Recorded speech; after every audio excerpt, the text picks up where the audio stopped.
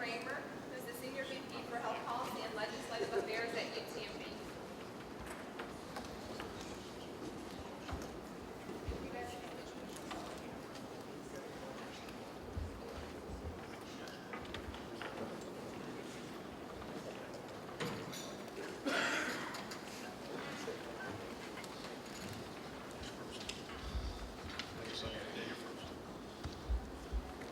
First, I'd like to congratulate my two panelists for being brave enough to sit on this dais with me on the end.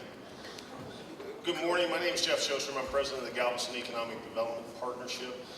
I'm here also representing Gina Spagnola from the Galveston Chamber of Commerce. We work together extremely closely. That relationship has only grown since the storm. And I'm going to represent both of us with regard to where we think the Galveston business community is as we now look 5 years past. You know, 5 years ago today, at this time, the streets to my offices, the streets to my house were already inundated with water over the curbside.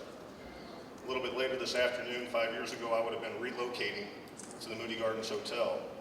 And later tonight, we would start to feel the full wrath of Hurricane Ike and the journey to begin as we looked at responding, recovering, rebuilding from that storm.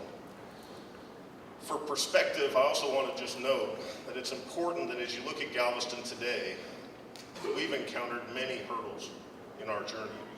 In 2008, it was Hurricane Ike. Almost simultaneously, we had the financial meltdown, the housing meltdown of our national economy.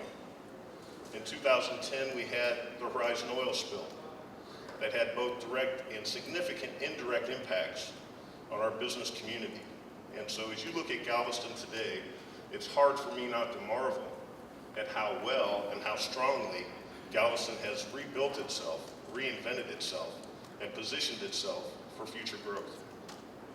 Through it all, Galveston has proven our resiliency and our determination to make Galveston a better and stronger community.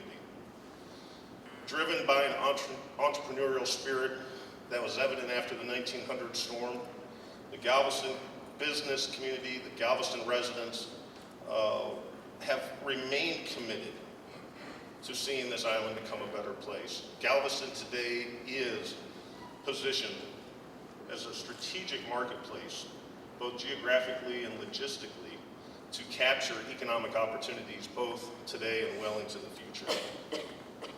Our economic base is centered around education and healthcare, tourism, and our maritime and support services for offshore oil industries. In addition, those sectors are anchored by a very strong insurance and finance sector, by a robust philanthropic community that's home here in Galveston, and by an unbelievable strength of the small business community that makes Galveston what she is. Investor confidence on our island has come back to levels that we haven't seen since pre-Ike, and frankly that we hadn't really seen since 2006, 2007. As we continue moving forward, we will continue to benefit regionally with our proximity to the fourth largest city in the country. And as many predict, our population will continue to grow within this region to a point of doubling within the next 8 to 10 years. Locally, I think one of the things that is truly amazing is we remain the employment center of Galveston County. We have over almost 40,000 jobs that occur on this island every day between 8 and 5. That's a significant amount of jobs for a community of under 50,000. It's a significant percentage of jobs across Galveston County, and it contributes to our economic contribution to the region as we continue to look at a bright future. You know, economic development, business community, if you look at growth in Galveston today, it's comprehensive and diversified. It's happening across all sectors. Geographically, it doesn't matter if you're on the east end, the west end, at the port, or on the seawall. Within the sectors, we're seeing it in residential growth. Our numbers in residential development are above where we were last year and are starting to pick up pace with where we were 5 or 6 years ago. Industrially, we're seeing developments on Pelican Island, on Harborside Drive, through the leadership of the Port of Galveston, and in areas now even landward of the docks of the Port of Galveston. Commercially, retail, we continue to see investment, we continue to see growth and diversification in those sectors. One of the things that I think really benefits Galveston Island is the growth that's taking place is both public sector and private sector. The concept of public-private partnerships are a reality on Galveston Island. Our recovery and our continued future and our economic prosperity is buoyed by the strengths that we have publicly and privately in looking at development opportunities and leveraging investments across the board. One of the things that the Park Board asked is for us to give specific factors on where are we today. It's extremely difficult to do that. It's something that we're still trying to put our hands around because the amount of growth that's taking place is so diversified and broad-based. We have a magazine of the developer profile. Within the magazine, it'll be made available to anybody that wants one. But within this document, we articulate over $2 billion of development that's currently taking place on Galveston Island. And it gives you examples of projects across all sectors, across all components of Galveston Island. And the thing that we're excited about today is that the investor confidence level has returned. The commitment of our existing businesses, investors, has remained vigilant. And as we look to the future, we see nothing but great opportunities for Galveston to continue to expand and diversify based on a number of local attributes that differentiate us from so many other communities across the country. Two of those areas that I'm going to stop talking about now and let you talk to directly is the Port of Galveston, which is strategically positioned for great growth with the expansion of the Panama Canal and because of the Western Gulf of Mexico. And then with the University of Texas Medical Branch, not only being our region's largest employer, but the fact that they're home to the only national laboratory in the country that's dedicated to biodefense and bioterrorism that has a mission of commercialization for stimulating emerging technology and doing things that concentrate the strengths and opportunities that Galveston has in front of it. For that, thank you for being here this morning, and I'll turn it over to Mr. Mercer.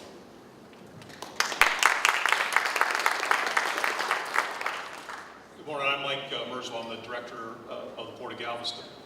Following the passage of Hurricane Ike, literally over the Port of Galveston, we had 4 feet of water on top of our facilities.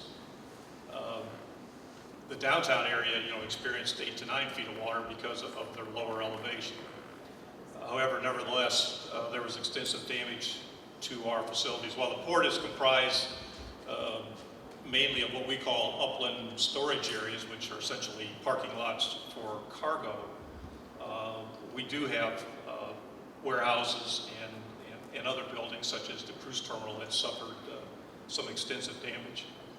Fortunately, because of this parking lot configuration that we have for our cargo facilities, we were able to clean the mud and debris off those facilities, and we handled our first cargo ship within 8 days following Hurricane Ike.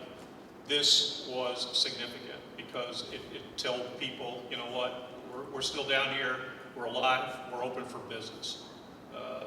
For the folks that lived through that, you know how difficult it was even to get on the island for 2 to 3 weeks following Hurricane Ike. We worked with our shippers, with the longshoremen and the stevedores to be able to get this cargo in here, and it was, to me, it was a real shot in the arm to Galveston to say, hey, we're open for business, the port's open for business, we're gonna be all right. So that was a great thing. Unfortunately, we were not so fortunate with our cruise terminals. As I indicated, we had 4 feet of water in the cruise terminals. They had to be completely gutted and refitted out. The ships went to the Port of Houston. They went to the Bayport Cruise Terminal, which at the time had been completed by the port, but they had not been cleared by the Department of Homeland Security nor the Coast Guard to do cruises up there. The Port of Houston jumped through some significant hoops to be able to get the cruise ships up there. And although they're a competitor of mine with respect to the cruise business, we actually owe them a lot of thanks for being able to take those cruise ships, because I will tell you that if the cruise ships had left this area, it would have been a while before we were able to get them back again. So we owe them, really, we have a debt of gratitude toward them. We thank them for their assistance on that. We were able to get the ships back on November 2nd. We basically lost about 17 cruises. Other significant damage to the port, the hurricane damaged Pier 22, which was the dock for the tall ship Alyssa. There was significant damage down there. FEMA came in right away, assessed the damage, and provided us funding to repair that facility. We spent over $1.6 million to bring that facility back way better than it was before for mooring of the Alyssa and for the whole grounds there. So it's a very impressive facility, and I encourage people to go down there and see that. Other than the mud and debris that really everybody in Galveston had to deal with, the Port of Galveston was also dealing with something that FEMA calls storm-induced erosion. As I indicated, we had 4 feet of water over the top of our berths. When this water receded, and it receded fairly rapidly, it pulled the material out. I'm getting attacked by a fly up here. So it pulled the material out from underneath our docks. And so what's happened all along the waterfront is that we have subsidence in our facilities, and we're dealing with that today.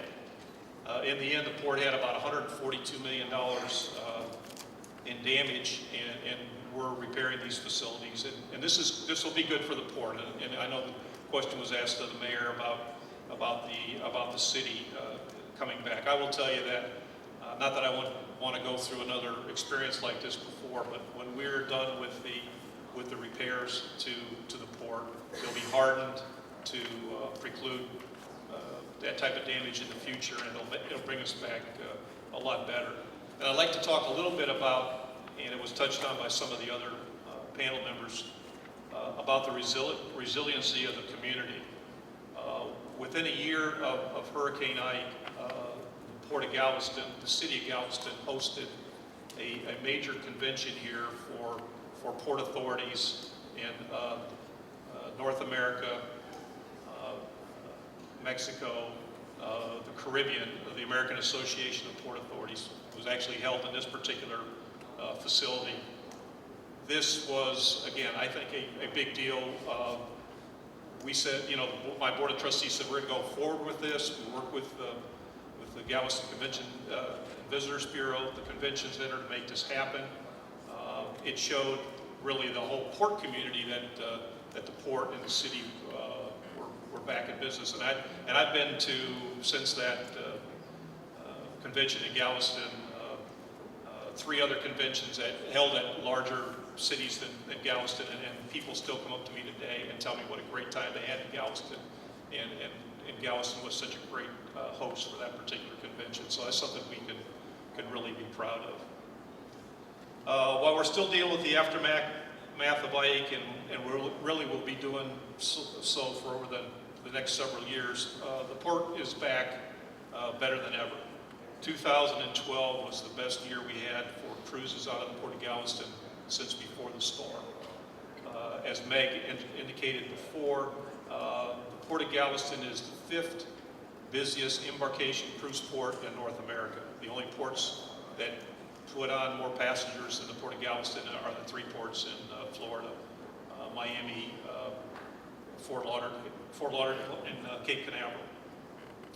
I'm excited about the future as we continue to market our facilities and to attract more cargo and develop Pelican Island. I think that's a significant opportunity for the city of Galveston, the Port of Galveston, to really increase economic development and jobs in this area is by developing Pelican Island. We have some challenges ahead in order to be able to do that, but it's going to be a great thing once we are over there. Again, thank you today.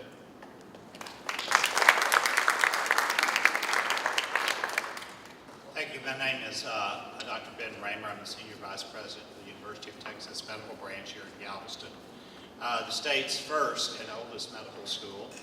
And storms are not particularly new to us. We had one in 1900 in which people suggested that we close. At that time, we still have the telegram from the Chancellor of the University system that says the University of Texas stops for no storm.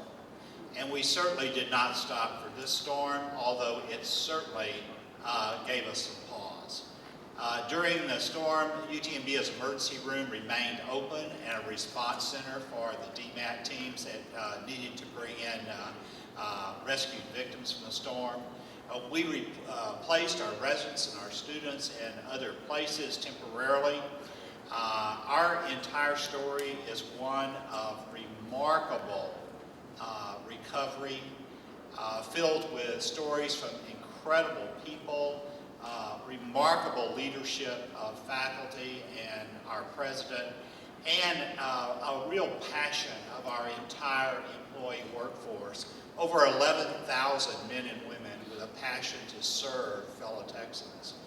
It's also a story of the remarkable support of this community and the state's executive leadership and legislature. We had incredible support from the governor's office, from the lieutenant governor, and from the Speaker of the House, management in both the House of Representatives and the Senate. All those guys came down here within days after the storm and walked our facilities. Why? Because we serve as a level 1 trauma center for this entire region. There are only 3, and only 2 have helicopter transport, us and Memorial Hermann. And with our level 1 trauma center down or out, that put in a huge load in Houston for trauma center activities. We also are home to the Shriners Burns Hospital and a very large Texas Burns Center. So it was imperative that these pieces of our health system get back and fit into that complex that we're in with Houston and the greater East Texas area. Our focus, however, at the end of the day, is education of health professionals. We could not put that on the back burner and wait. Texas already has a health profession shortage, so we couldn't tell people got to wait a year to get the rest of your education done. And I'm very, very proud of what our faculty, our deans, and all did. We found places to conduct classes all over Galveston County. There were shopping malls, churches, even faculty homes that served as places for classes. We're very proud that not one single student that we know of failed to graduate or complete their studies on time. A remarkable piece of work for our faculty. Classes resumed after Ike in October. The John C. Lee Hospital reopened for OB and neonatal intensive care patients in October of that year. And on October 13th, Jennifer Ramirez Hernandez was born on the island. The first baby we delivered after that September 13th storm. We also, by then, had day surgery activities and community-based clinics up and running to serve Galvestonians as they return to the island. We were able to open a 24-hour-a-day pediatric urgent care center on the island to serve the children who were back in school. We moved ahead, as we said, we stopped for no storm. The Galveston National Lab had just been completed, and it was built to weather storms. We went ahead on November the 11th, Senator Kay Bailey Hutchinson came down and we dedicated formally the Galveston National Lab, which by the way had no storm damage at all because it was built to withstand that kind of event. Our research enterprise went well on the road to recovery with over 90% of our laboratories reopening within 60 days of that storm without loss of significant research data or experiments. We also opened and were able to relocate facilities into the mainland area with a collaboration of local hospitals there, with more than 80 on and off-campus clinics opened within that first 90 days in spite of some really incredibly adverse circumstances. We actually had physicians who came to work at 7 in the morning and did 2 shifts through the day, working till 11 o'clock at night, so that one facility could serve multiple clinics and keep our patients being seen as they need to be seen. I think one of the remarkable things, we often remain certified by the Commission on Colleges of the Southern Association of Colleges and Schools, and they came for a visit in December to see what had happened to us. And they reaffirmed our certification at that time. So again, nothing lost there. 85 new graduates received baccalaureate and master's degree from the School of Health Professions that December. And it has been a continuing saga of recovery ever since. In January of 2009, we reopened 200 beds in the main John Seeley Hospital. New clinics opened with the Medical and Surgical Specialty Clinic in Friendswood and the Cancer Treatment Center in Dickinson.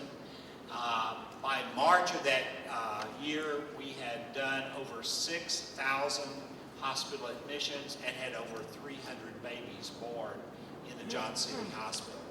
At the same time, over 250,000 health visits were conducted in our clinics.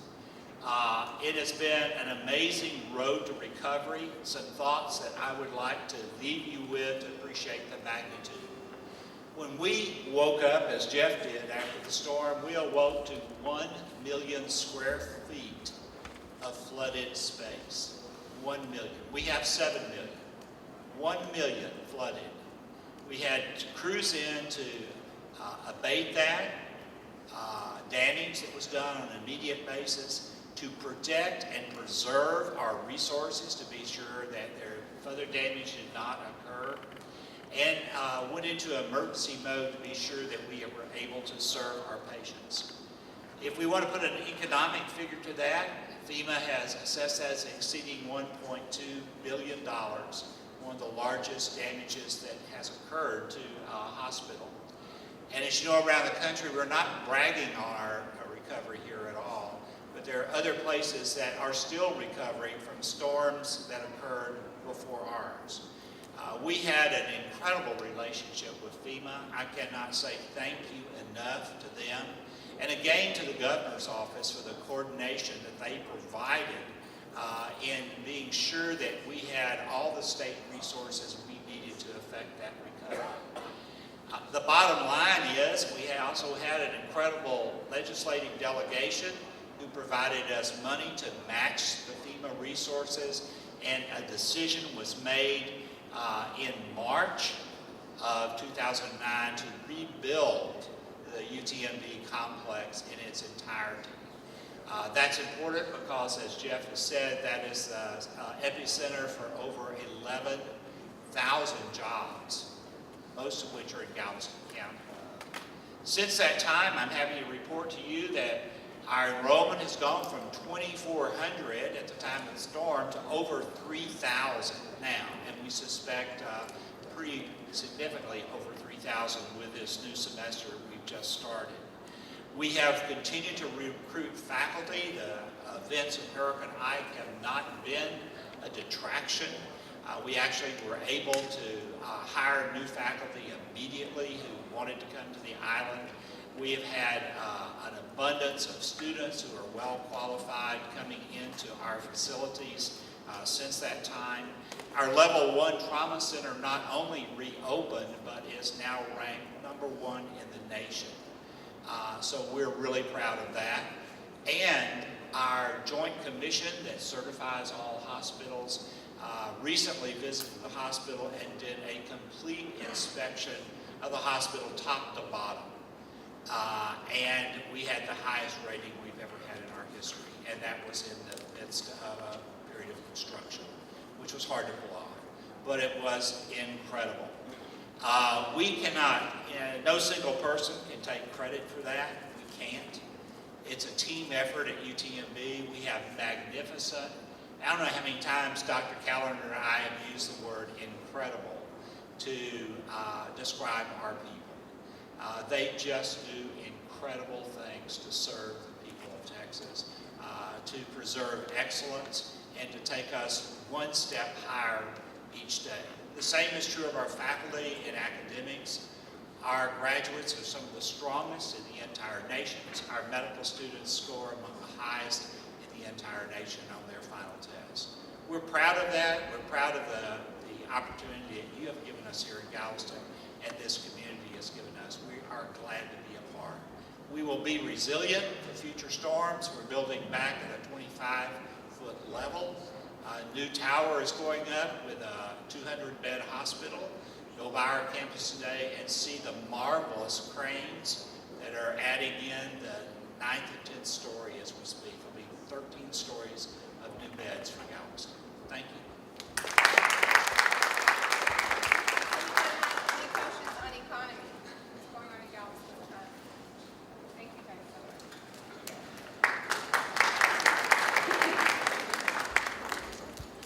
All right, next we're going to try to speed this along since I know we have our bus tour that's leaving shortly. So I'm going to ask the speakers to please keep your comments to 3 minutes as we discussed. Next up, we have Postal Resources with Kelly DeShawn, who's the Executive Director of the Galveston Park Board, and Helen S. Young, who's the Deputy Commissioner for Postal Resources for the Texas General Land Office. Thank you. I'm Helen Young. It's a pleasure to be here this morning. So talking from a coastal resources perspective, as Senator Taylor mentioned, the storm surge was one of the key destructive factors during Hurricane Ike.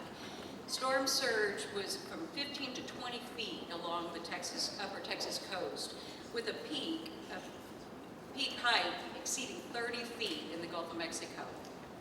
So this storm surge radically impacted the coastal zone, with peak shoreline erosion of more than 700 feet in some areas, and average values nearly 200 feet. Galveston East Beach experienced 315 feet of erosion directly from Hurricane Ike.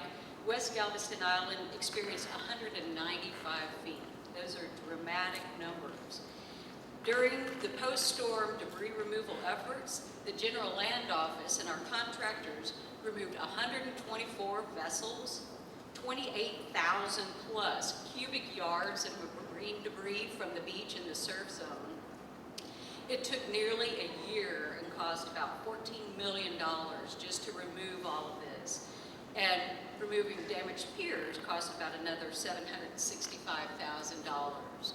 But we got it done, and some areas are better than they were before the storm. Some things that had accumulated over the years got removed in the wake of the storm. To address some of this extreme erosion, the Land Office took very quick action to do the Galveston Seawall Emergency Beach Nourishment Project. This project placed about 470,000 cubic yards of sand directly in front of the seawall from 17th to 61st Street, resulting in over 12,000, almost 13,000 feet of beach being renourished in a key tourist zone. Created about a 75 to 100 foot wide beach, as was there before Hurricane Ike, at a cost of about almost $9 billion. One thing that the Land Office experienced, or a number of those involved in the post-storm debris removal efforts, is it wasn't completely clear who was responsible for what. So in the next legislative session following Hurricane Ike, the Texas legislature clarified that and made the General Land Office the lead in the debris removal efforts for future storms. So that clarification has led to a number of things, one of which is that we are able to plan ahead and have contractors pre-positioned.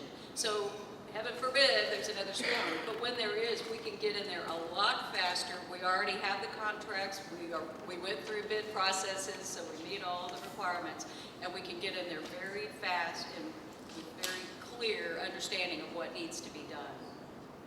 One of the other things the legislature did following Hurricane Ike was require local communities to develop erosion response plans and add them as amendments to their beach access and dune protection plans. These erosion response plans were intended to reduce future taxpayer costs from hurricanes. So they've really encourage communities to identify what could we do better? What is a better way to rebuild? So I think there have been some really good efforts there. FEMA tightened some of the restrictions after Hurricane Ike, and so the Land Office developed a beach monitoring and maintenance program in which we regularly now monitor all the engineered beaches along the Texas coast, making sure that they're eligible for FEMA funding following a future storm event. And we've allocated about $5.5 million in each biennium since Hurricane Ike to make sure we keep renourishing our beaches. And the General Land Office has worked very closely with the City of Galveston and the Galveston Park Board of Trustees on some projects that will keep the sand on the beaches and keep these wonderful tourist attractions that have all kinds of benefits, storm protection, etc. We are working on a project at the end of the seawall. It's about a $4 million project, beach nourishment and dune restoration at the end of the seawall, about 200 feet west of there on the Gulf shoreline. And this will protect both the seawall as well as Farm to Market Road 3005, which is the major evacuation route for the West End. We're also working in tandem on a project right out here in front of the seawall, again putting sand from 17th to 61st Street. We're working with FEMA to identify how much funding will be eligible for the project. They have to approve transferring some of the funds, but it may be upwards of a $17 million project, which is even larger than the $9 million we did right after the storm. So the General Land Office is part of the State Operations Center, and we have a hurricane plan. We're positioned, we're ready. We hope there won't be another storm, but if we are, we're prepared to respond even more quickly than after Hurricane Ike, which I think we all consider a very successful recovery effort. And as of 2012, a report we had conducted said that much of the Texas coast has not fully recovered from Ike, and much of the western shoreline of Galveston Island remains in critically eroded condition. However, these projects, even at the end of the seawall, will help some of the sand move along the west end and keep resedimenting those beaches. But the General Land Office and Commissioner Patterson value Galveston, and we will continue our partnership with the city and the park board to ensure that the beaches have sand and are the attractive tourist destinations as well as wonderful places to live and work. Thank you. Good morning, my name is Kelly Deschamps. I'm the Executive Director for the Galveston Island Park Board of Trustees. For those of you who are not familiar with the Park Board, we're responsible for maintaining many of the island's beach parks, specifically those that are open to tourists and are of interest to tourists. We maintain the beach patrol, and we direct the efforts for tourism promotion here on the island through the Convention and Visitors Bureau. As my colleague Meg has already spoken towards tourism, I'd like to speak a little bit about the other part of what the Park Board does, and that's the management of the coastal zone area. I've heard several speakers refer to it today, and when I was preparing my own comments, it came to mind as well, is that as traumatic as Ike obviously was, it provided for at least the Park Board and the parks that we operate an opportunity to wipe the slate clean, if you would. Obviously, the beach parks are in that very vulnerable, high-velocity area along the coastline, so most all of the infrastructure and the facilities that were in these recreational areas were destroyed together with the beaches. All told, the Park Board incurred, according to FEMA, about $28 million worth of damage to 8 different parks. 7 of those parks sit on the Gulf Coast right behind me. Of course, we have East Beach, Stewart Beach, which are 2 very popular large beaches. The Seawall Urban Park, which is Seawall is actually considered a park. Delanera RV Park, and 3 county pocket parks out on the west end. We also manage the Seawolf Park and Memorial Plaza out on Pelican Island. And that park actually probably sustained the greatest amount of damage because it is on Pelican Island going up the ship channel, and the assets were severely damaged, including a very popular fishing pier, probably one of the only amenities that we manage that is of interest, great interest to the locals. We have 2 military naval vessels out there that we were actually concerned might come floating down Main Street at some point, and we've since anchored, a pavilion and a bulkhead. That park alone received upwards of $8 million worth of construction. We're probably halfway through the renovation out at Seawolf Park. Immediately we built back the fishing pier, which was of great importance to the local population because fishermen immediately came back. That's the funny thing about Mother Nature, huh? We go through this hellacious storm and you walk out the next day and it's bright skies and sunshine. And so people who didn't live through it were ready for Galveston to be back in business, and that's what we did out at Seawolf Park. We've since also rebuilt the ticket booth, moored the 2 naval vessels that are out there, and are currently working on the bulkhead. At Seawolf Park, we still have the pavilion to rebuild, and we're doing hazard mitigation on that so that for future events, the facility will not be as damaged. I would say, however, that Seawolf Park is probably 80% completed and is 120% back on track in regards to visitation. Visitation, I should say, in all of our parks is up 20% above where it was pre-Ike. Going down the coast, this summer many of you might know that we re-inaugurated East Beach. East Beach is a significant facility. We have ability to park 7,000 cars at East Beach. During the AIA Sandcastle, we host up to 20,000 beachgoers in a day. So that pavilion was very important. Up until that point, we had been operating the park with porta potties and some roving lifeguards. So the construction of the park pavilion, which has an outdoor boardwalk and entertainment complex on it, has been highly well received. This summer we did free music concert series out there every Sunday. We've got vendors and food trucks and some amenities and some activities. So if you haven't been out to East Beach, the music season series is not over yet. And we'd invite you to come enjoy this very beautiful time when the majority of the tourists have gone back and the beaches are wide and open and clean. The seawall, as my colleague Ms. Young indicated, was the first area of activity for the park board. It is not a park where we can count how many people, or had not been able to count how many people came in out the door, but by all accounts, Beach Patrol tells me that March, 4 or 5 months after Hurricane Ike hit, beachgoers from Houston and the surrounding areas were already back up on the beach after the Nourishment Project, which required that Beach Patrol was back in full force. Delanera is an RV park. Before the storm, we had 128 sites out at Delanera. It's a very popular RV park right on the coast. It was also severely impacted and received upwards of $6 million itself in renovation. That park has been up and operating now for almost two complete seasons, with upgraded facilities including Wi-Fi, communications, playground equipment, and this is, of course, the site for the major $4 million beach nourishment project that'll go out in front of it as well. The pocket parks will begin construction this winter on them. There are 3 very intimate settings out on the west end that allow people to commune with nature in a much more relaxed and private manner as opposed to the large beach parks. They have parking, showers, restrooms, pavilions, and we expect that 2 of the 3 parks will be ready and open and operating in full service capacity by next summer.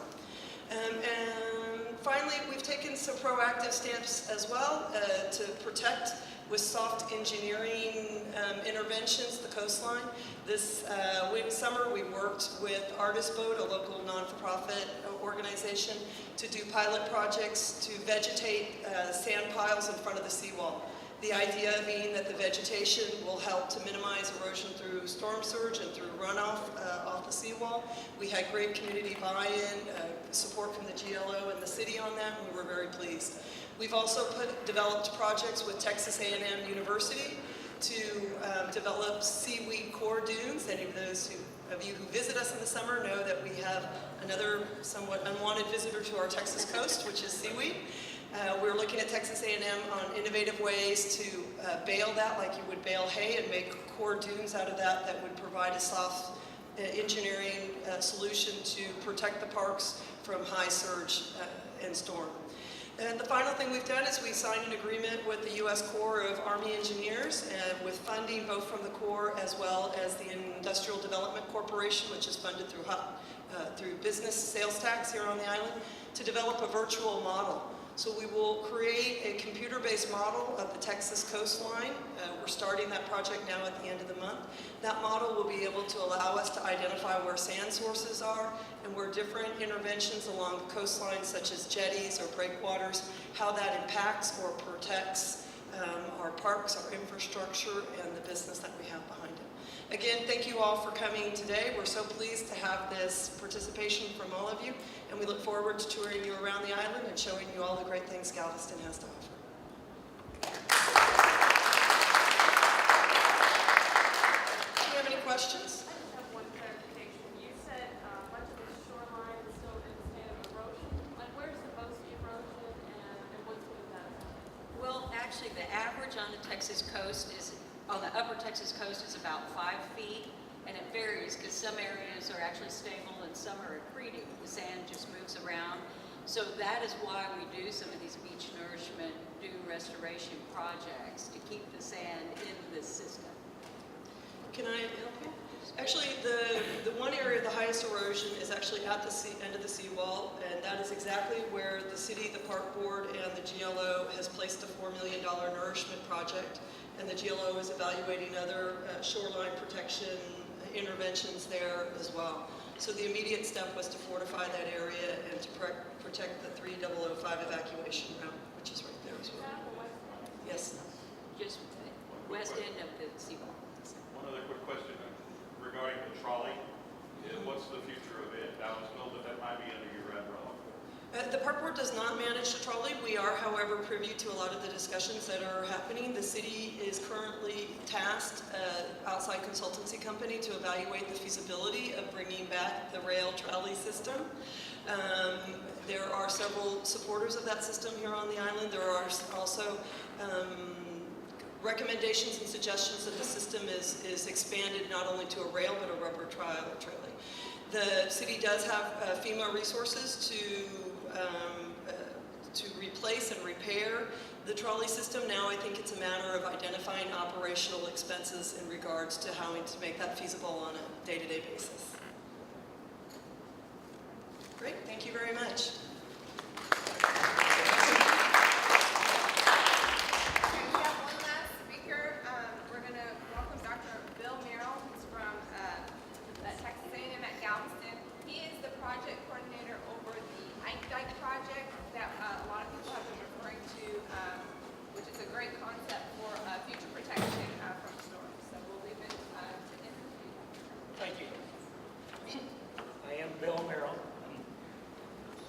I have the great honor of being the George Mitchell Chair at Texas A&M University. We have been working at A&M on a project we dubbed the Ignite. Essentially, it's a project that we took. It's a project that we took from ideas that we stole from the Netherlands, because the Netherlands probably are the very best at protecting their country from surge. And what the Ignite is a coastal spine. After the 1953 storm in the Netherlands, the Dutch decided to abandon the idea of putting coastal protection structures inside their bays, and instead to defend at the coast. So they strengthened the coast and they shortened the coast.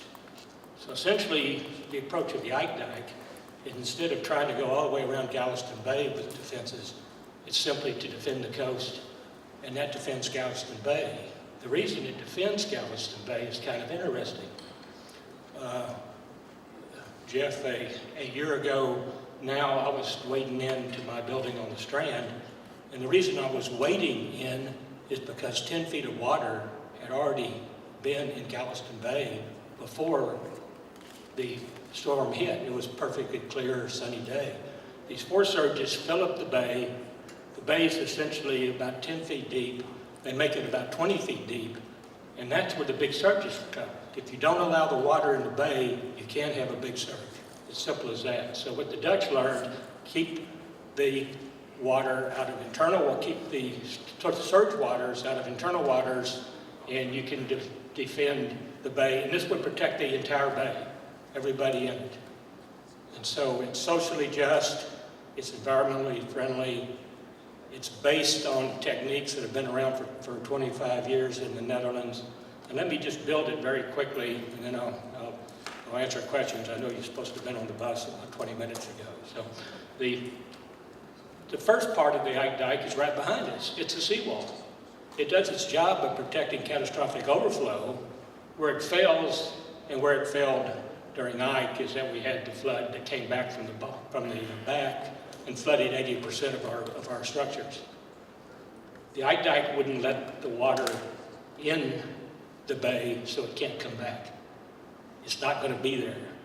The other part of the Ike Dike would be on the beach, which I'd prefer, or you could raise the coastal highways, but I prefer to put it on the beach in the form of a revetment. When I took 30 people recently over to the Netherlands and asked them if where's the barriers here, they couldn't find them. That's because the nature of the barriers they build there, just like we would build here, look like a sand dune. They have a hard core in them, but they look like nature. We already have 2 landscape architects working with us to be sure that we integrate all of our concepts into the social, environmental, and economic complexity of our coastal community. The third part of the Ike Dike, and probably the most exciting, are the gates. About 25 years ago, the Dutch invented big surge gates. They're used all over the world now. I'm going to Venice in a couple of weeks to look at the ones there. So I'm forced to do this to be sure that they're right. But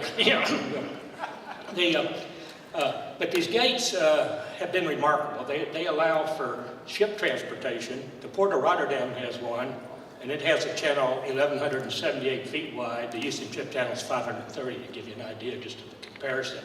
And so they allow all their ship traffic, but they're able to close the gates and stop surge. The Dutch have also developed gates that allow for ecosystem function. They allow for Galveston Bay, in our case, to be healthy. And they had put those in 25 years ago. They've closed, ironically, 25 times since then, on the average once a year, to protect the area from surge. There has been no major surge damage in the Netherlands since they put this in. But they've also maintained ecosystem health. We've actually had people over from the Eastern Shell Barrier, the head of fisheries, who came and told us the bay's healthier now than it ever was. So we actually have the ability, just using techniques that have been around for 25 years, to protect all of Galveston Bay from surge, and we wouldn't have to go through this recovery again. We wouldn't have to see people die. We wouldn't have to rebuild. We wouldn't have to evacuate patients from hospitals. This doesn't have to happen, and for much of the world it doesn't happen, and it's time that we got serious about not having it happen here. Thank you. I know there's no questions if you want to get on the bus, but there. One quick question. Not sure. Seawall is the first part of the Ike Dike. How many different parts are the Ike Dike, and when do you expect this to get started? How much do you expect it to cost? You said one question, you asked me 3. I don't think that's fair. Okay, let me go through it again. The parts are, we would just leave the seawall like it is, and then on the west end of Galveston Island and on Bolivar, we would create natural-looking seawall. We're not going to extend the seawall. We're going to do natural-looking dunes, but would afford protection from surge. The third part is in San Luis Pass and Bolivar Roads in particular, where we have most of the exchange between the bay of water, and we also have the ship channel going up to Houston, Texas City, and to Galveston. We would have to put gates. And so these gates have been developed. They've been around 25 years. I mean, this isn't new technology. It's big technology. It's heavy. It's massive. I don't want to lie about it, but it works. And it's worked for 25 years. And so those gates, so if the storm comes, you shut the gates, you've sealed off all of Galveston Bay, water can't get into Galveston Bay, so you don't get the back surge, and you don't get the huge surges up the channel, and those sort of issues. So what you really do, it really does just kind of shut off the surge at the coast, And it's what the Dutch adopted, and it's worked 25 years for them. Like I say, they haven't had a problem. Your second question is when it might get started. One of the real irritants is Senator Taylor and I and others were just over in New Orleans looking at their barrier that they completed about 6 years after Katrina. It's 5 years after Ike, and we haven't started on anything. Their barrier costs $15 billion, protects like 1/8 of the people that we have here, 1/10 of the economy. And it was in the national interest to do that for $15 billion. the Ike dike, to get to your last question, would cost between $4 to $6 billion. But it would protect an economy and an area that is of national strategic importance. I mean, 40% of the chemical feedstock is produced right along Galveston Bay, and that needs to be protected. And so I think our economic study is going to show just how beneficial the cost benefit is. We have started research on this. Be happy to answer detailed questions on that, but they probably make their eyes glaze over. But maybe not. Maybe y'all are under research. Dr. Merrill, what are the funding sources for this, and how far away do you think we are from actual construction? It's a matter of political will.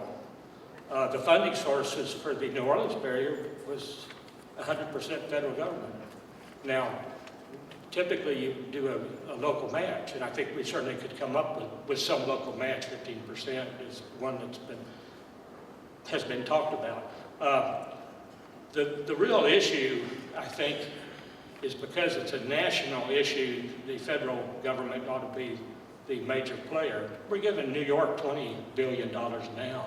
We could give us $4 to $6 billion, you know. I mean, and we are the petrochemical capital of the United States. And that, we ought to be outraged.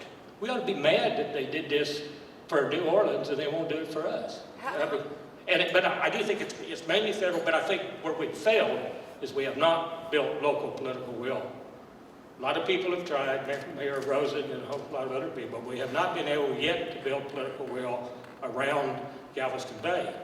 We've had 13 municipalities endorse the Ike dike as the concept that they like, but we still, we're still working on this. Now, the unfortunate thing about political will is that when you're going to get it is the next storm. Oh, they're going to be screaming and yelling, why didn't we build this? But politicians got to get out ahead, like Senator Taylor, who's over there looking at this stuff, really trying to figure it out, where he can figure out how to get it done. And that's what we need. We need to build this political will. We need to all work together, and not separately, but work together to look for protection that protects all of us. So where then do we stand in the process, and how realistic is the possibility Oh, we will have protection sooner or later. The question is, do we have to endure another hurricane for it? Where we are in the process is about 6 months ago, A&M decided that, we kept dropping the pebble, no one to pick it up as far as political will. We're going to have to lead the research. Now, we're at state agencies, so all we can do is lead research and public information. We can't do advocacy and that sort of stuff. We put together the dream team. We have Dr. Bill Gilmer from the University of Houston doing the economic study. He was the head economist for the Houston Fed. We have the Homeland Security Center of Excellence at Jackson State doing all the hurricane models, just the same as New Orleans had to do before they started, and we're doing the same statistical type of work so we can do probabilities. They're well underway. And for barrier design, we're working with Delft University in the Netherlands, who design more barriers than anyone else in the world. So we really are working with the best people in the world. That study we're raising money for. We have about half the money needed for it. It's underway, and it should be finished in a year or so. And then we'll give that to the Corps of Engineers. We'll give it to the 6-county surge suppression district that's been formed but has no money. So we're pushing it as hard as we can. And we're doing the kind of studies that'll be acceptable to any entity, the Corps of Engineers or anybody else who will eventually manage this. We may have caught this fish. We're not going to cook the fish. We're going to have someone else cook the fish, and that would be the engineers in the Corps and other places. When you say the political will, I'm trying to kind of decipher what you're talking about. Is there a lack of an agreement among the coastal communities, or are you meeting with more federal dollar resistance? Well, we haven't asked the Fed. I mean, Okay. we've got to build political will locally. It's got to be local, then state. Senator Taylor put together a committee that's joint Senate and House that's going to be looking at it. We're testifying before them, taking them to New Orleans, as we did, taking them to the Netherlands to show what's possible. You come back with a different point of view after you've seen this stuff. I mean, it exists, it works, it fits into the landscape, you can really work this stuff right. The political will is just that for some reason, you know, especially the Upper Bay, and we're moving into there more and more, thinks that they made, some people make kind of silly statements like Galveston is their surge barrier. Well, it turns out the water's behind Galveston. It's in the bay that hits them, so we're not going to be very effective. And we need to all work together. We need to understand that we can protect the entire region. We have a bunch of piecemeal efforts that have failed everywhere they've been tried. They're still talking about it. They're not doing any of it, but they're still talking about it, and I think that it's slowing us down. And we all need to get together on the same page and work together. Could I ask just one more question? Are No, you saying just some- like the mayor said, you can't, if the mayor can't say no, I can say Yeah, here I go. no. All right. Are you saying even some of the coastal communities that were hit by the surge are resistant to the idea of a dike? No, I think it's more the It's more people up. that haven't been hit by the surge, and they're reluctant to take. I mean, there's counties north of us. There you may remember a county up there. You know, they'll spend billions on freshwater surge protection, but it's hard to get them to spend money on saltwater surge protection. And saltwater surge protection is much more deadly and much more economically difficult. Did you say 4 to 6 million or 46 million? 4 to 6. We just did I mean, you'll hear rumors that it's 25 billion or 40 billion in this kind of, she's looking at the back of my neck, which makes me nervous because she ain't play on that. But essentially, we've done 3 or 4 independent studies, and we always come up with that range. And it depends on the type of protection. The level of protection I'm talking about is 10,000 years. I'm talking about 10,000 year protection, not 100 year like New Orleans has. We can protect this area for 10,000 years storm. It's amazing the way it comes to, and that's what the Dutch do. I mean, so it's been done elsewhere. Any more questions from members of the media? Awesome. Okay, thank you so much, I have a everyone, question. for, Dr. Barrows, did you shed, you mentioned the petrochemical companies just to the north of us. They have a dike that's around, helps protect their area around there. And who funded that dike? Could you elaborate on that? Well, yeah, you did. I mean, our taxpayers did. It was the response after Carla, and I don't. But now there's a lot of petrochemicals that companies that aren't behind that dike. But you know, I don't begrudge them that dike. I think it was sensible of the leadership in Texas City and the county to do the dike at the time. But now we have new technologies where we can protect everybody, and we could use that dike as a secondary defense. Now, because that dike is there, did it flood us because they have that dike up there? I don't know if it flooded us, but if you take water out of the floodplain, which you did, because you wouldn't allow it in the floodplain, obviously it's got to go somewhere. The amount that's taken out just by the Texas City dike isn't all that large. If you continued that process, though, and put it around Galveston Bay, then you would flood the other areas. So, and you'd get into a race for higher and higher dikes. That's what the Dutch found that they couldn't live with. If Texas City dike almost flooded, somebody mentioned earlier, it was a few feet from the top. Yeah. So if it almost floods, they'll want it a little higher. If it's a little higher, then somebody next to them will want a dike because they will realize that they'll get flooded. And so you start doing this contest. And so you hurt your neighbor. You hurt your neighbor. And what the dike does, it doesn't hurt your neighbor. The only people outside the dike are the fish. and they don't care. So, so that's the way to do it. Put it at the coast. Protect everybody, rich or poor communities. It's socially just. It protects the environment. We had all those oysters die after it's really a good way to do it. The Dutch have proven it. I mean, this isn't rocket science. This isn't anything I came up with. I remember waking up the next morning after Ike and telling my wife the Dutch wouldn't have put up with this. And then I started looking at it and realized that we could have one here, and there's no reason that we can't. In fact, our geography is perfect with Galveston Island and along and Bolivar. It makes it a very conducive to a coastal spine. Sorry. That's okay. Thank you. Thank you. So we're going to shorten the bus tour because I know we're running on time. Anyone who's interested in going, we're going to be stopping at a few key locations on the island for video and photo opportunities. We'll also have a representative from downtown and each attraction that we're going to kind of explain what the damage was from Ike and what the status is now. So for those going on that, we can meet downstairs. Everyone else, feel free to get interviews from anyone else that you need. Thank you guys so much for coming.